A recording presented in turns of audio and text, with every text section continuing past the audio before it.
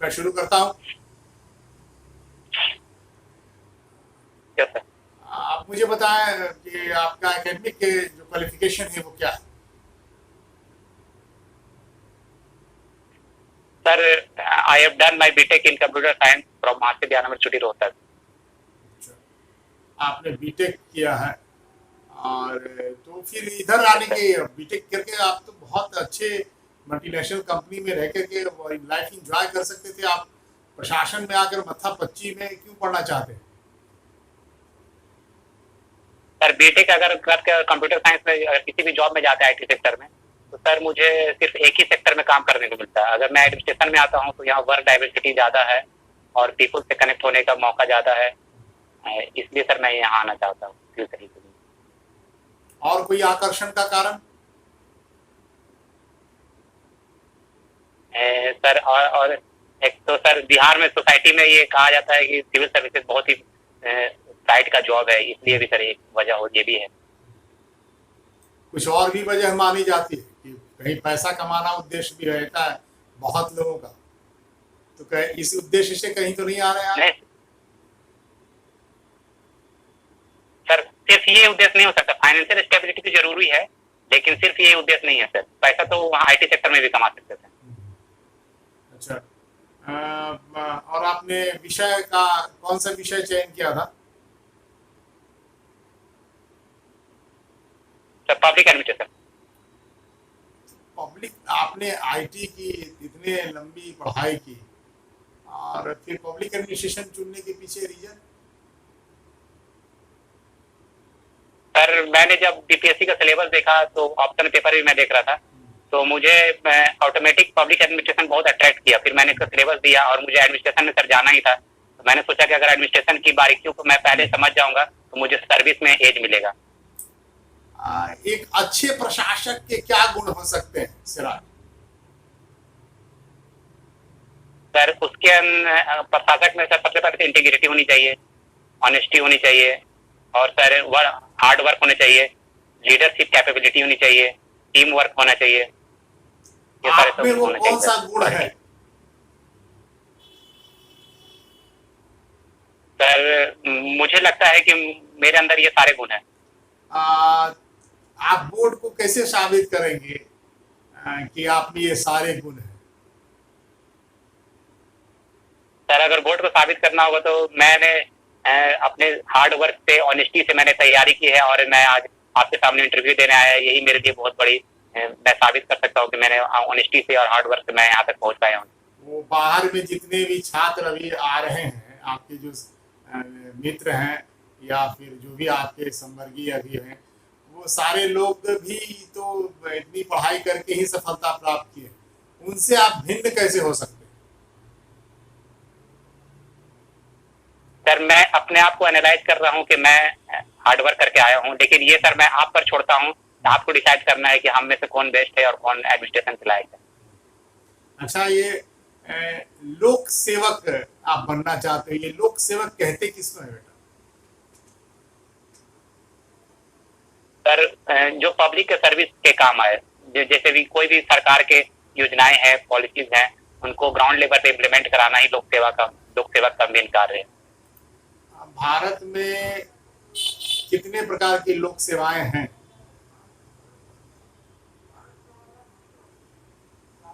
Sir वो UPSC BPSC बारे में पूछ रहे हैं क्या?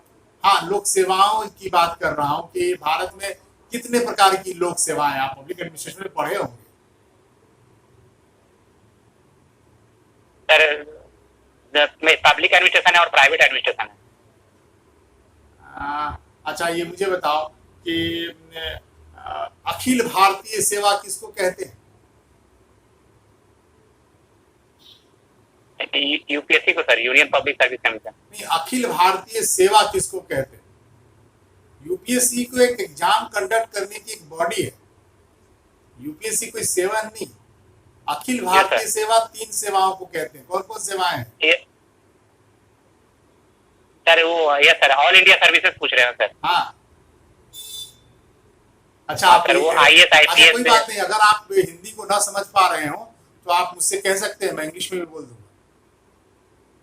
नहीं सर, मैं बाइलिंगुअल कंफर्टेबल हूँ सर, बाइलिंगुअल कंफर्टेबल हूँ, मैं समझ जा रहा ठीक हूँ, है, कोई चलिए दिक्कत नहीं। बताइए। बताइए, ऑल इंडिया सर्विसेज में हाँ कौन सर, कौन लोग हैं? जैसे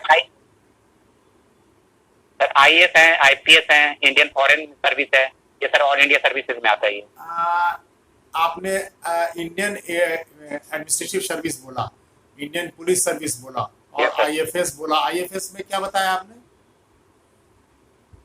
Indian foreign service, forest service, sorry. Forest service की फॉरेन सर्विस?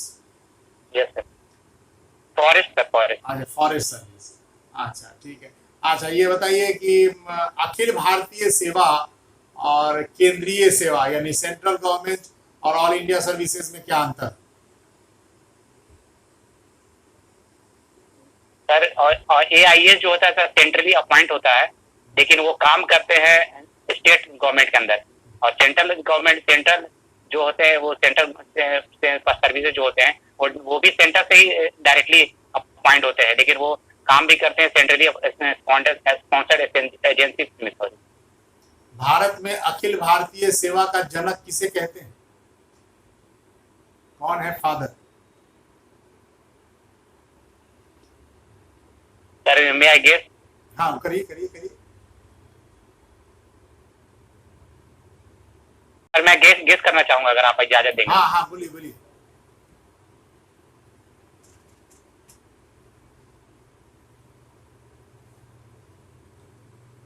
बताएं बताएं। आवाज क्लियर नहीं आ रही सर। हाँ, आप बताइए, गेस कीजिए, मैं सुन रहा हूँ। Sir UL Goswami. अच्छा, चलिए। ये बताइए, एक केंद्रीय प्रशासनिक अभिकरण, एक बॉडी है कैट जिसको बोलते हैं, पढ़ा होगा आपने। ये कैट क्या होता है? कैग? जी। सर CAG कैग ना? हाँ, सीएटी कैट। सर ये सेंट्रल एंड स्टेट के जो खर्च होते हैं ऑडिट करता है, उनके एजेंसी नहीं नहीं नहीं, जो फाइनेंशियल होते हैं उनका ऑडिट करता है। केंद्रीय प्रशासकीय अभिकरण, सेंट्रल एडमिनिस्ट्रेटिव ट्रिब्यूनल है ये। क्या काम करती है? अच्छा अच्छा। क्या काम Yes, करती sir. है कैट? सर वो सर गवर्नमेंट के जो सर्वेंट्स होते हैं उनके खिलाफ अगर करप्शन का कोई चार्ज आता है तो वो उनका निपटान करती है सर। अच्छा, तो देखती है कि उन्हें क्या क्या। हाँ। आर्टिकल 323A और 323B क्या है?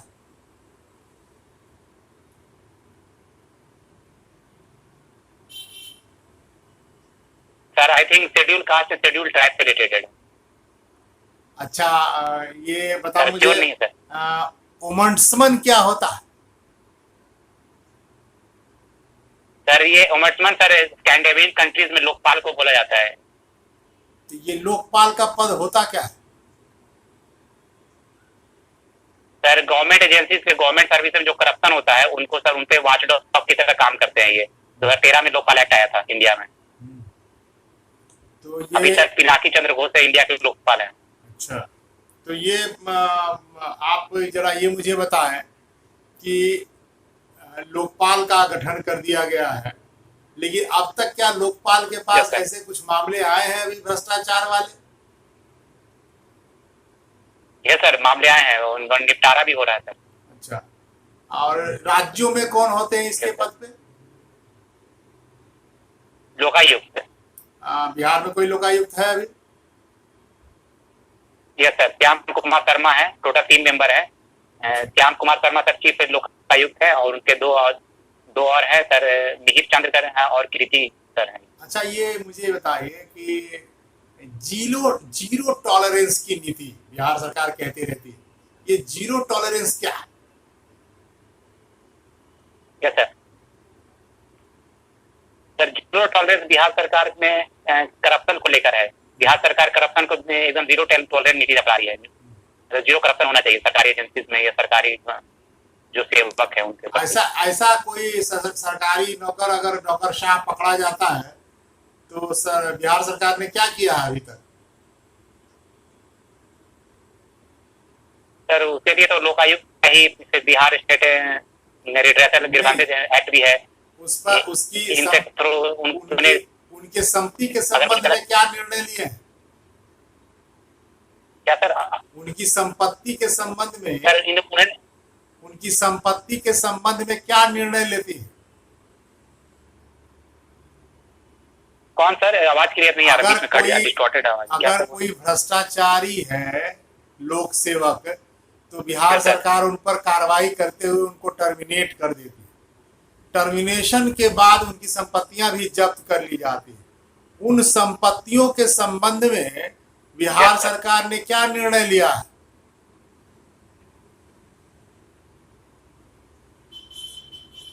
सर जहां तक मुझे जानकारी है सर, उनके संपत्तियों को जब्त ही कर लिया जाता है। अगर वो कुछ इलीगल तरीके से भी कहीं किसी के नाम पे प्रॉपर्टी ली है तो उन्हें जब्त कर लिया जाता है। उन संपत्तियों का करती है क्या सरकार? नीलाम करती है? ये सर नीलाम करती है। इसका मतलब आपने इसकी जानकारी ली नहीं। अच्छा चलिए सर, मुझे अभी इसके बारे में पढ़ना पड़ेगा। चलिए क्या बात है। अच्छा, एक हमारे यहाँ विधान की बनाने की, कानून बनाने की जो प्रणाली है, उसमें दो चीजें मैं आपको बताता हूँ, मुझे कुछ अंतर स्पष्ट कराइए। जैसे प्राइमरी लेजिस्लेशन कहते हैं, प्राथमिक विधान, और प्रत्यायोजित विधान, डेलीगेटेड लेजिस्लेचर। ये प्रत्यायोजित विधान क्या है? प्रत्यायोजित क्या सर? विधान लेजिस्लेशन। तो वो तो सर कानून बनाने का अधिकार है ना हमारे स्टेट गवर्नमेंट के पास। तो ये प्रत्यायोजित कानून क्या होता है?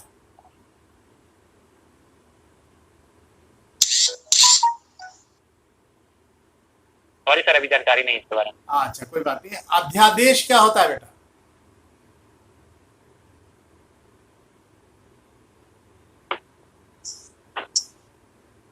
सर अध्यादेश बिल लाया जाता है, मुझे जहां तक याद आ रहा है सर। मतलब जैसे कोई भी कानून लाना है तो लेजिस्लेटिव असेंबली में या लोकसभा में सरकार बिल लाती है, उसके सर अध्यादेश कहते हैं। उसको अध्यादेश कहते हैं, ऑर्डिनेंस उसको कहते हैं। क्या सर, आप क्लियर नहीं आवाज आ रहा है? मतलब ऑर्डिनेंस उसी को कहते हैं। यस सर, जैसे कोई भी कानून लाना है तो अगर कुछ ऑर्डिनेंस लाते तो ऑर्डिनेंस सरकार लाती है, उसके बाद तो उसी को ऑर्डिनेंस कहते हैं। अच्छा, अगर देखिए सरकार जो है के ऊपर वित्तीय नियंत्रण स्थापित करना है, तो कौन सी ऐसी समिति है जो उन पर वित्तीय नियंत्रण स्थापित करती है कि वित्त का दुरुपयोग ना हो?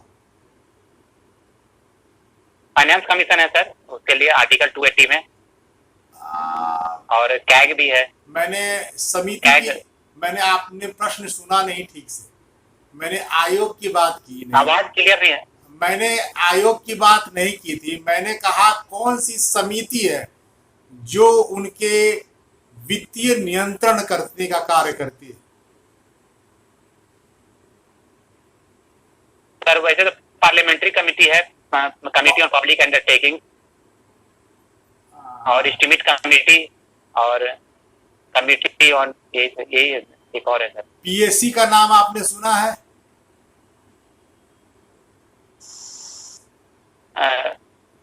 पब्लिक अकाउंट्स कमेटी, लोक लेखा समिति सुना है आपने? ये सर पब्लिक अकाउंट, यही एक नाम सर भूल रहे थे। अच्छा, यही नाम आप भूल रहे थे, कोई बात नहीं। ये लोक लेखा समिति और प्राक्कलन समिति में क्या अंतर है? सर लोक लेखा पब्लिक अकाउंट्स कमेटी में सर 15 मेंबर लोकसभा के होते हैं, 7 मेंबर राज्यसभा के, और एस्टिमेट कमेटी में सारे मेंबर 30 मेंबर होते हैं, जो बड़ा सबसे बड़ा है। इसमें सारे मेंबर सर लोकसभा के होते हैं। उनके दोनों के कार्यों में अंतर बताइए।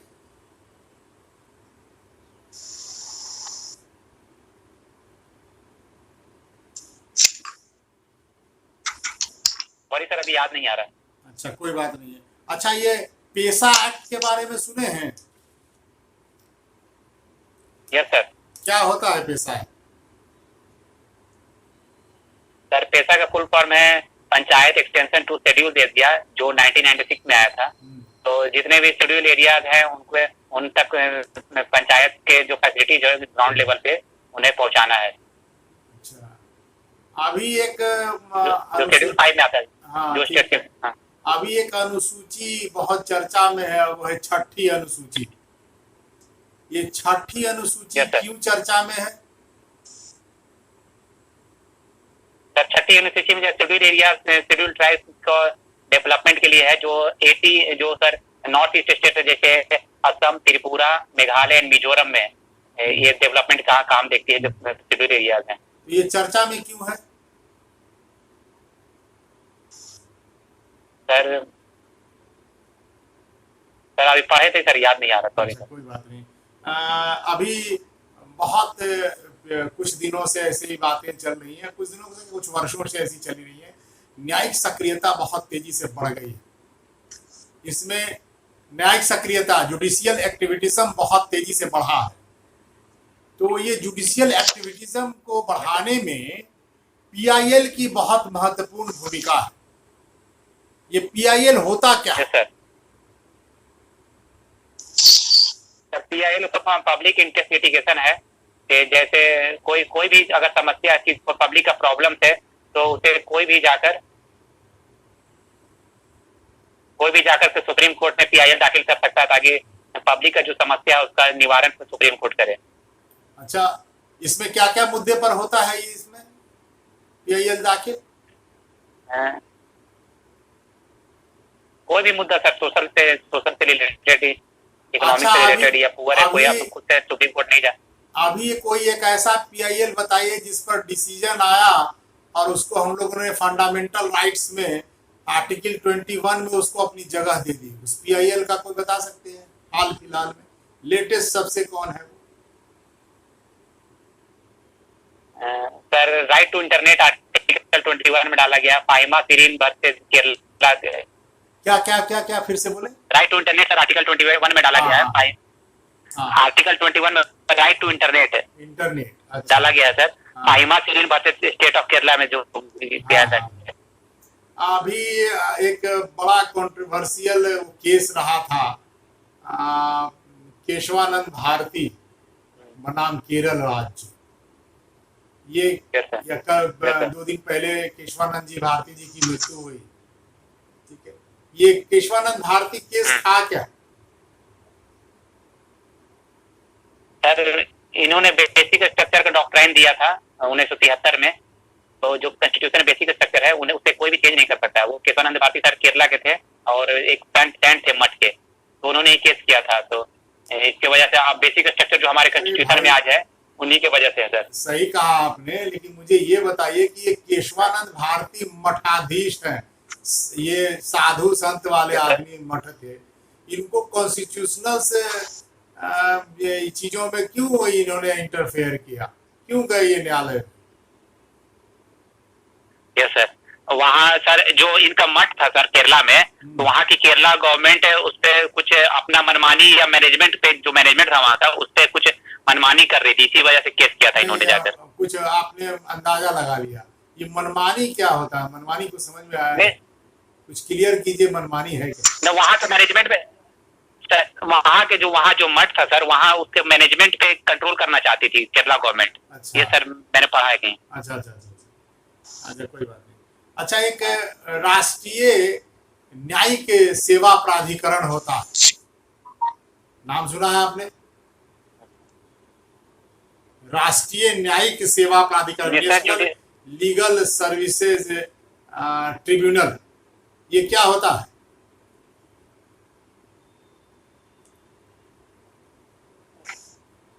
सर इंग्लिश सर समझ नहीं पा रहे क्वेश्चन, कौन सा किसके बारे में बोल रहे हैं? राष्ट्रीय न्यायिक सेवा प्राधिकरण का नाम सुना है आपने? एनजेएसी के बारे में बोल रहे हैं sir, national judicial appointment commission. नहीं, वो तो अलग है। राष्ट्रीय न्यायिक सेवा प्राधिकरण है, ये अथॉरिटी है। तो हो सर मुझे लगता है कि जुडिशरी से जो रिलेटेड प्रॉब्लम थे उनको वहां पे निपटारा किया जाता होगा। नहीं, आप अंदाजा लगा रहे हैं। अच्छा, मुझे ये बताओ कि आप एसडीएम रहोगे और आपने किसी गए आप और किसी बच्चे को या किसी महिला को आपने गिरफ्तार कर लिया, ठीक है? और महिला जो को आप लेकर के आए वो बहुत गरीब महिला है, उससे कोई अपराध हो गई, ठीक है, आपने उसको गिरफ्तार करवा दिया। अब उसके पास कोई पैसा नहीं है कि वो केस लड़े, यस सर, तो सर। क्या करेंगे आप? सर कॉन्स्टिट्यूशन में सर दिया हुआ फ्री लीगल एड के लिए, किसी को भी अगर उसे जुडिशियरी सहायता नहीं मिल रही है तो कॉन्स्टिट्यूशन में फ्री लीगल एड का प्रावधान किया हुआ है। तो कहाँ करेंगे आप फ्री लीगल एड के लिए? फंड किसके पास है? कौन सी अथॉरिटी है जहां आप उनको सजेशन देंगे, उनके लिए प्रस्ताव भेजेंगे, फाइल भेजेंगे? कुछ तो आपको पता होना चाहिए प्रोसीड्यूर कैसे है। यस सर, पढ़े तो सर अभी याद नहीं आ रहा, सॉरी। इसी का नाम है राष्ट्रीय न्यायिक सेवा प्राधिकरण। ये अथॉरिटी होती है हर जिले मुझे में। लगा था सर, ठीक है, चलिए। मुझे लगा सर अब यही होगा, इसलिए अब मैं सर से कहूंगा, सर आप कुछ प्रश्न पूछें। जी good afternoon sir. Good afternoon sir. मेरा सवाल है कि पॉस्को कानून क्या है ये? Sir child exploitation and sexual exploitation को लेकर, चाइल्ड एब्यूज को लेकर ये पॉक्सो कानून है। फुल फॉर्म जरा बताएं और इसमें क्या प्रावधान है? सर सॉरी सर अभी याद नहीं आ रहा। अच्छा, आप मुझे बताएं आईपीसी, सीआरपीसी और सीपीसी में क्या अंतर है? वीडियो हाँ हाँ सर, एक सेकंड, क्या चला ये वीडियो? हाँ सर बोलिए। आईपीसी, सीआरपीसी, सीआरपीसी और सीपीसी में क्या अंतर है?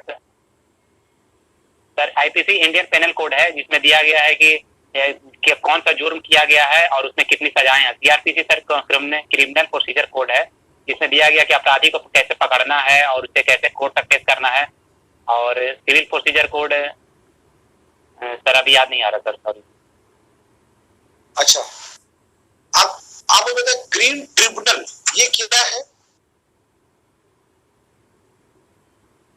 सर इन्वायरमेंट से रिलेटेड जो केसेज आते हैं सर, वो ग्रीन ट्रिब्यूनल में ही का निपटारा होता है।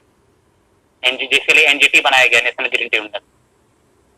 तो ये सिर्फ सब स्टेट में है या क्या है? सर ये नेशनल लेवल पे एक है, नेशनल एनजीटी नेशनल लेवल पे ही एक है।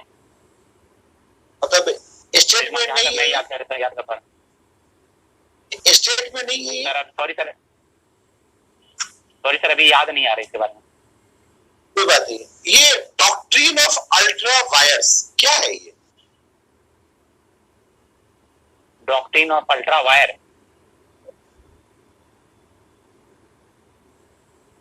सॉरी सर ये नहीं पता है, नहीं याद आ रहा है। ये जुडिशियल एक्टिविज्म बहुत ज्यादा अभी लोकप्रिय हुआ था, क्या है ये? सर जुडिशरी जो अपने स्फीयर ऑफ कॉम्पिटेंस से आगे आकर अगर कोई जजमेंट देती है या दो मोटो लेती है, उसे सर जुडिशियल एक्टिविज्म कहते हैं। क्या कोई केस का नाम बताएगा? Historical case?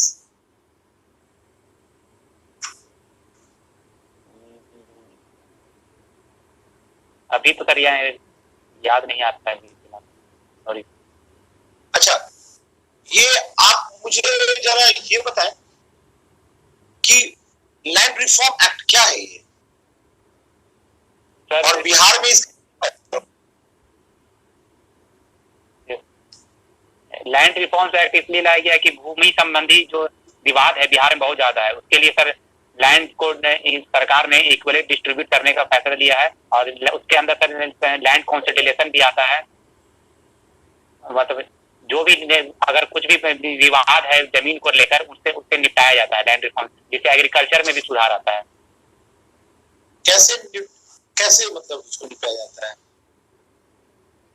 सर जैसे लैंड कॉन्सोलिडेशन मेथड जो है, उसमें अगर किसी का जमीन अगर अलग अलग जगह पे है, तो उसे एक जगह कंसोलिडेट करके अमीन की सहायता से उन्हें दे दिया जाता है। और उसमें फिर अगर कुछ लोग अगर चाहते हैं किसान खेती करना, तो वो लोग एक साथ मिलके उसे जिसे कहते हैं कोऑपरेटिव फार्मिंग, उन्हें एक साथ मिलकर फार्मिंग करते हैं, जिससे लैंड रिस्पॉन्स भी अच्छा से हो जाता है, मतलब लैंड का जो मैनेजमेंट है, और उसमें मुनाफा भी ज्यादा होता है किसानों को। सर एक टर्म आया था भूदान आंदोलन, ये क्या था और किसने इसको लॉन्च किया था? सर भूदान आंदोलन भी लैंड रिफॉर्म से रिलेटेड था, तो इन्होंने ये लॉन्च किए थे सर विनोबा भावे सर, माननीय विनोबा भावे सर। क्या था ये इसमें? सर पुअर फार्मर्स एक्सप्लॉइट होते थे, वो डिप्राइव होते थे लैंड से, तो उन्हीं को उनका हक दिलाने के लिए इन्होंने आंदोलन शुरू किया था। किस साल हुआ था लॉन्च? सॉरी सर, ये ईयर अभी याद नहीं है पा रहा। अच्छा, और बिहार में कहाँ कहाँ हुआ था ये भूदान आंदोलन?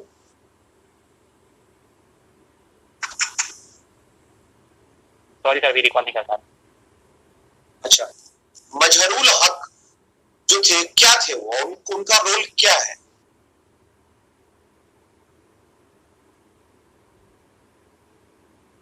सॉरी सर, इनके बारे में नहीं पता। अच्छा अच्छा, आप मुझे ये बताएं कि अभी जीडीपी -23 में गई है अभी, ठीक है ना? तो ये जीडीपी में क्या क्यों गई है और इसका कारण क्या है? सर अगर सबसे पहले कारण तो सर लॉकडाउन ही है, कि लॉकडाउन जो हुआ तो लोगों ने अपना कंजप्शन कम कर दिया, क्योंकि उनकी इसमें कमाई नहीं हो रही। क्या है ये लॉकडाउन? क्या है लॉकडाउन? क्या है लॉकडाउन? दोबारा निर्देशित है लॉकडाउन का मतलब ये हुआ कि जरूरी सेवाओं को छोड़कर सर बाकी सेवाएं बंद रहेंगी। जैसे सर इमरजेंसी सेवाएं हैं डॉक्टर्स के लिए या राशन के लिए, उन वो सेवाएं के लिए लोग बाहर निकल सकते हैं, बाकी टाइम सर घर में रहेंगे, और जो दुकानें हैं वो सब भी बंद रहेंगी। ये लॉकडाउन। कर्फ्यू और लॉकडाउन में क्या अंतर है? लॉकडाउन में सर जरूरी सेवाएं के लिए आप कभी भी निकल सकते हैं। कर्फ्यू में 1-2 दिन तक अगर कर्फ्यू रहा तो आप सर उसमें जो प्रशासन है वो 1-2 घंटे के लिए सिर्फ छूट देती है कि अपने जरूरी सेवाएं, जरूरी काम वो कर लें। तो लॉकडाउन में तो यही था, कुछ देर के लिए छोड़ रहे थे वो। नहीं सर, उसमें सर किसी भी टाइम निकल सकते थे कि आप जरूरी सेवाएं के लिए कभी भी निकल सकते, लेकिन कर्फ्यू में पूरा बंद रहता है, 1-2 घंटे के लिए छूट मिलता है बस। ये लॉकडाउन कौन सा मंत्रालय इसको संबंधित गाइडलाइंस इशू करता है? क्या है इसका, जरा आप मुझे लीगल थोड़ा बताएं आप। Sir ministry of home affairs ये लागू करते हैं। अच्छा, और स्टेट में? Department of home affairs. नहीं, स्टेट में कौन लागू उसको जाता है करने? Department of home affairs. अच्छा, स्टेट में डिपार्टमेंट ऑफ होम अफेयर्स। अच्छा, तो आपने मोटा मोटी आपने बताया कि ये होता है। एक जो जम्मू और कश्मीर में जो अभी नजरबंद किया गया है, उमर अब्दुल्ला है या महबूबा मुफ्ती, वो क्या है, कर्फ्यू क्या है और लॉकडाउन क्या है, इन तीनों में क्या अंतर है? नजरबंद बताया। हाँ बताए। नजरबंद का मतलब वो सर उन्हीं के घर में सर उन्हें बंद कर दिया जाता है कुछ समय के लिए, फॉर नेशनल सिक्योरिटी को ध्यान में रखते रहो। किस कानून के तहत उनको बंद किया जाता है? कानून सर अभी याद नहीं आ रहा। अच्छा ठीक है, आप मुझे जरा ये बताएं कि अभी जो 370 धारा समाप्त हुई है, ये क्या है? ये सर आर्टिकल 370 जो रिवोक किया गया है वो स्पेशल स्टेटस देता था जम्मू एंड कश्मीर को। अच्छा, क्या था स्पेशल स्टेटस?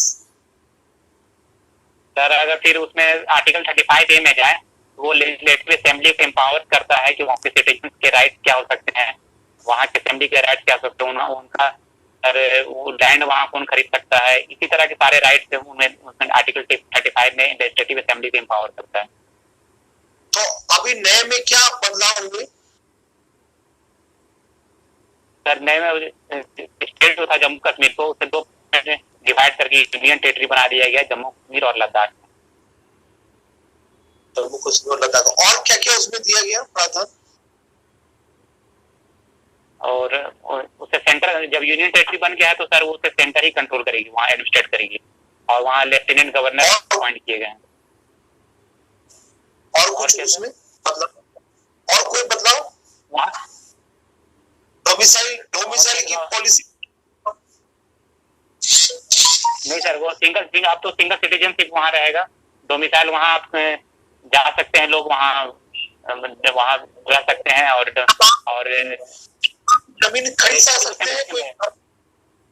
हाँ ये सर, इसकी बात तो चली है, लेकिन अभी कुछ फाइनल नहीं हुआ है कि जमीन खरीद सकते हैं, लेकिन इसकी बात हुई है कि वहाँ कोई भी लोग अब वहाँ जाकर जमीन खरीद सकते हैं। इस नए कानून के तहत किस व्यक्ति को पहली नागरिकता प्राप्त हुई है, जो बाहरी व्यक्ति है?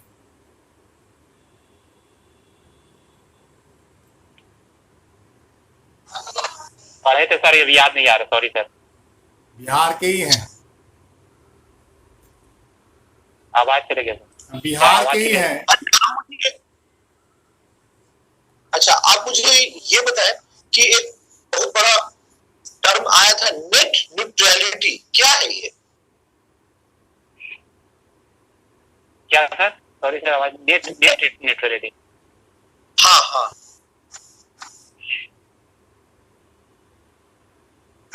सॉरी सर, पढ़े थे, अभी याद नहीं आ रहा है, रिकॉल नहीं कर पा रहे। अच्छा कोई बात नहीं। आप मुझे जरा ये बताएं कि अभी जो है बिहार राज्य के संबंध में आप बताएं कि नेपाल के साथ और बिहार और भारत, इस तीनों में जरा आप मुझे संबंध बताएं, और क्या विवाद है अभी हुआ था? यस सर, विवाद शुरू हुआ जब भारत सरकार ने 80 किलोमीटर का जो रोड बनाया था पिथौरा कर लेकर लिपू लेकर, उसके बाद वहां से विवाद शुरू हुआ। उसके बाद सर नेपाल के सरकार ने एक अपना मैप, ये रोड क्यों बनाया था? सर अमरनाथ यात्रा में जाने के लिए आसानी होती है वहां से सर, शॉर्टकट पड़ता है। अमरनाथ यात्रा या कैलाश मानसरोवर यात्रा? Yes sir, Kailash Mansarovar, sorry sir, thank you sir. Okay okay, ठीक है। फिर क्या हुआ उसमें, जरा आप मुझे बताएं। सर फिर उसके बाद उन्होंने, नेपाल सरकार ने अपना नया एक मैप जारी किया, जिसमें भारत का क्षेत्र को अपना बताया गया है, जैसे सर बिहार का भी उसमें क्षेत्र है वो, जिसे अपना बताया गया है। अच्छा, तो वो रोड का नंबर क्या है? नेशनल हाईवे कौन सा है वो number? Sorry sir, national highway अभी याद नहीं कर पा रहा। अच्छा, तो आप मुझे बताएं, वहां 3 देशों की सीमाएं मिलती हैं, वो क्या है? उस पॉइंट का नाम क्या है?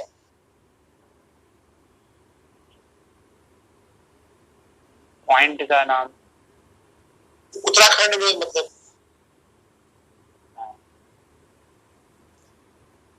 सॉरी सर, अभी याद नहीं आ रहा। अच्छा, अभी नई शिक्षा नीति आई है, वो क्या है, और पुरानी शिक्षा नीति से वो कितना अंतर है उसमें?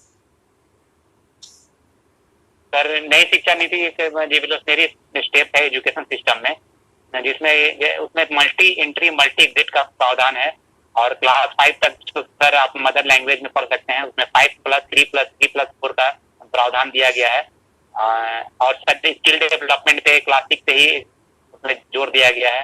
ये सारी 3 इसमें ऐड की गई है सर। आपने जितनी बात बताई, मल्टी पॉइंट क्या है ये? सर मेरा भी एक प्रश्न है इसमें। सर जैसे अगर आप ग्रेजुएशन करते हैं तो 1 साल का भी अगर ग्रेजुएशन आपका कंप्लीट हो जाता है, तो उसमें सर आप अगर कहीं छोड़ के जाना चाहते हैं तो आप जा सकते हैं। उसके बाद फिर कभी भी अगर अपना जो छूटा हुआ पढ़ाई है वो कंप्लीट कर सकते हैं। 1 साल का चाहिए तो आपको सर्टिफिकेट मिल जाएगा।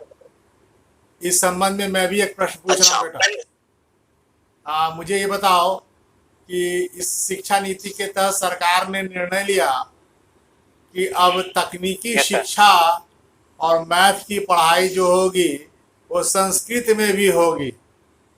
आप इसको किस रूप में देखते हो? ये आगे जाने वाला कदम है या पीछे जाने वाला कदम है? नहीं सर, बिल्कुल सर आगे जाने वाला कदम है। तकनीकी शिक्षा भी और संस्कृत शिक्षा सर बढ़ावा मिलना चाहिए। इसे स्टूडेंट्स का सर डेवलपमेंट ही होगा, पीछे नहीं जाएंगे सर कभी भी। एक बढ़ावा मिलना चाहिए सर। एक BHU में घटना घटी थी, यस सर। और उसमें आप देखेंगे कि उस शिक्षक को उस डिपार्टमेंट से हटाकर किसी अन्य डिपार्टमेंट में शिफ्ट किया गया। वो घटना थी यस कि सर। एक मुस्लिम लड़के थे, शिक्षक थे, जो संस्कृत और वेद के उनकी नियुक्ति हुई थी, यूजीसी से नियुक्ति हुई थी, यस सर। और लड़कों ने सर। बीएचयू में उनसे संस्कृत पढ़ने से इनकार कर दिया। भारत सर। सरकार की ये नीति, और सरकार जो उत्तर प्रदेश में कार्य कर रही है उनकी भी नीति, सरकार की नीतियां और क्रियान्वयन में समन्वय नहीं है। इस संबंध में आपको क्या कहना? सर अगर कोई भी संस्कृत पढ़ाना चाहता है तो सर उसका उसका ये राइट है कि वो कोई भी सब्जेक्ट पढ़ा सकता है, चाहे संस्कृत हो या कुछ। तो मेरे ख्याल से सर हर किसी को आजादी होनी चाहिए कि वो कौन सा सब्जेक्ट पढ़ा रहा है। तो अभी उनको हटा क्यों दिया गया? उनको उस विभाग से हटाया क्यों गया? तो सर इसके बारे में तो सर ज्यादा जानकारी अभी फिलहाल नहीं है मुझे, लेकिन अगर हटाया गया तो ये सर जांच का विषय है। अगर जांच में कुछ गलत पाया जाता है तो या सही पाया जाता है तो बाद में ही डिसाइड होगा। अभी जांच सर की क्या रिपोर्ट आता है उसके हिसाब से। अच्छा, आप मुझे बताएं कि आपकी हॉबी क्या है? Sir watching Bollywood movie. किस प्रकार की मूवी देखते हैं? सर मोटिवेशनल हो, जो इंस्पिरेशनल हो। आपका पसंदीदा मूवी कौन है? सुपर 30। सुपर 30। अच्छा, इसमें इससे क्या इंस्पायर्ड हुआ? आप क्या क्या इंस्पिरेशन लिया आपने? सर ये उसे इंस्पिरेशन ये मिला कि उन्होंने अपना पर्सनल इंटरेस्ट को छोड़ के सोशल सर्विस करना, गरीब और बच्चों को पढ़ाना, उसे मुझे इंस्पिरेशन मिला सर। उन्होंने सोशल सर्विस बहुत अच्छे से किया है। अच्छा, ये किन पर बनी हुई फिल्म है? क्या है sir? Professor Anand Kumar sir. अच्छा, इसका रोल किसने किया था? ऋतिक रोशन। और इसके डायरेक्टर कौन थे? विकास बहल। अच्छा, मुझे बताएं कि भारत की कौन सी फिल्म को अभी बॉलीवुड की लाइब्रेरी में शामिल किया गया? मुगले आजम सर। मुगले आजम जो फिल्म बनी है, ये इसके डायरेक्टर कौन है, और प्रोड्यूसर कौन है?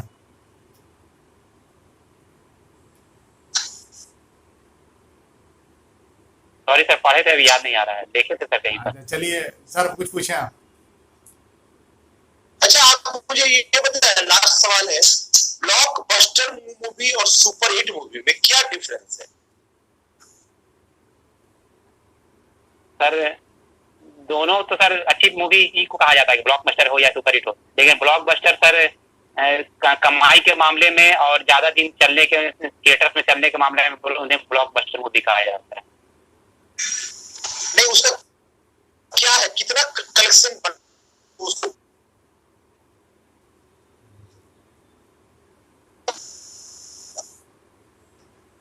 सर जहां तक मैं भी समझ पा रहा हूँ, अगर 100 करोड़ से ज्यादा कमाई करती है तो वो ब्लॉकबस्टर मूवी कहलाती है। कितना? 100 करोड़ सर। 100 करोड़। अच्छा, और सुपरहिट? सुपरहिट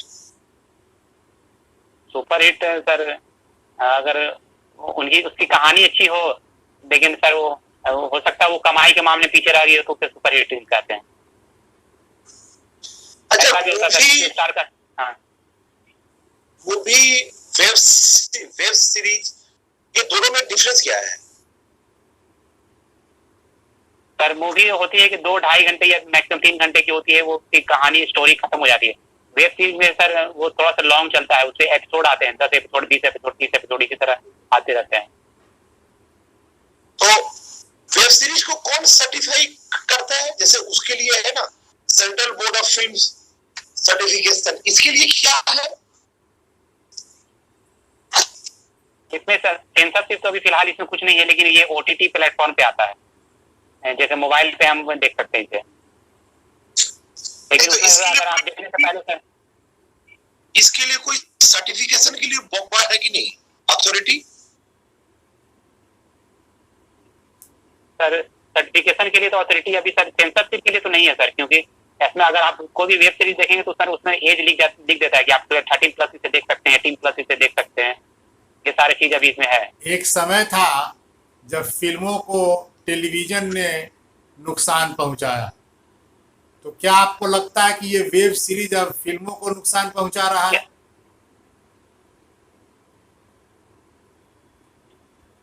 हाँ सर, आधा क्वेश्चन नहीं सुने, क्या शुरू में क्या बोला? अभी जैसा लग रहा है कि वेब सीरीज जो इतनी आ रहे हैं इससे फिल्म को नुकसान पहुंच रहा है। जो फीचर फिल्म बनती है, जो सिनेमा हॉल में लगती है, ये फीचर फिल्म को नुकसान पहुंचा रहा है। इससे आप कहाँ तक सहमत हैं? सर नुकसान पहुंचाना सही कहना नहीं कर सकते, सही नहीं कर सकते, क्योंकि सर अगर अच्छी स्टोरी रहेगी तो चाहे वो फीचर फिल्म में आए या वेब सीरीज में आए वो चलेगी ही, लोग पसंद करेंगे ही सर। अच्छा, आप जैसा फिल्म का इतिहास में मैं आता हूँ, आप मुझे बता सकते हैं कि भारत किसी भारतीय के द्वारा, पूर्णतः भारतीय मैं नहीं पूछ रहा हूँ, भारत एक भारतीय है एक अंग्रेज है, बनाई हुई पहली फिल्म कौन है?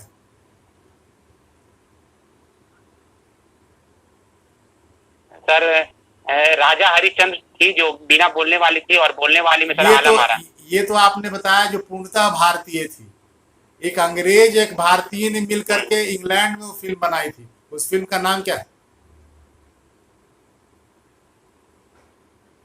सॉरी सर अभी याद नहीं आ रहा, लेकिन मैं इसे जाकर जरूर चेक करूंगा सर। क्वेश्चन बहुत अच्छा आपका। चलिए, पुंडलिक है, पुंडलिक। अच्छा, आप मुझे बताइए कि बिहार में रीजनल मूवी कब से आया और क्या है ये, उसमें किसको कैटेगराइजेशन आप देंगे? रीजनल मूवी में सर तो सबसे ज्यादा भोजपुरी मूवी चलती है बिहार में, और ये ज्यादा सर पॉपुलर हुआ सर 2005 के बाद। कब से ये स्टार्टिंग कब से हुआ था रीजनल मूवी इसका? सर एक्चुअल ईयर तो मुझे नहीं पता, लेकिन सर 2005 के बाद ज्यादा ये सब फेमस हुई है भोजपुरी इंडस्ट्री। अच्छा, बिहार के एक लेखक हैं जिनके कहानी के ऊपर एक पिक्चर बनी और बहुत प्रसिद्ध भी हुई, बता सकते हैं वो? चलिए मैं नाम बता देता हूँ, तीसरी कसम। किसकी लिखी हुई है ये कहानी? ये सर पढ़े थे पेपर में सर, नाम याद नहीं है सर, लेकिन पेपर में पढ़े थे सर, ये बहुत। हाँ। चलिए, समय समाप्त हो गया सिराज जी, और थैंक यू सर।